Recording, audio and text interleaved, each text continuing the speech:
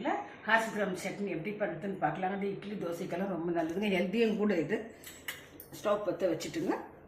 அதுக்கு ஏதாவது இன்க்ரீடியன்ஸ்னால் கொள்ளுங்க, கருவேப்பிலை, பூண்டு, ஒரு பீஸ் புளி, ஒரு வெங்காயம், 4 காஞ்ச மிளகாய், 2 மிளகு, கொஞ்சம் சீரகம், தேங்காய், உப்பு, தண்ணி, எண்ணெய் போட்டு கொஞ்சம் இது பண்ணிக்கலாங்க.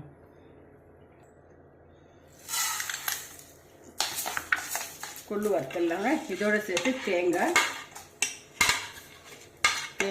கருவேப்பிலை, பூண்டு, புளி, சீரகம், மிளகு, காஞ்ச மிளகாய், வெங்காயம் நல்லா வதந்துருச்சுங்க. மிக்சியில் போட்டு அரைச்சிடலாங்க. உப்பு போட்டுக்கலாங்க. உப்பு போட்டு கிரைண்ட் பண்ணிக்கலாங்க ஃப்ரெண்ட்ஸ். நம்ம சட்னி ரெடி ஆயிடுச்சு ஃப்ரெண்ட்ஸ். இது இட்லிக்கு தோசைக்குங்க சாதத்தில் பிசைஞ்சு எண்ணெய் ஊற்றி நெய் போட்டு சாதத்தில் பிசைஞ்சு சாப்பிட்டா ரொம்ப சூப்பராக இருக்கும் ஃப்ரெண்ட்ஸ்.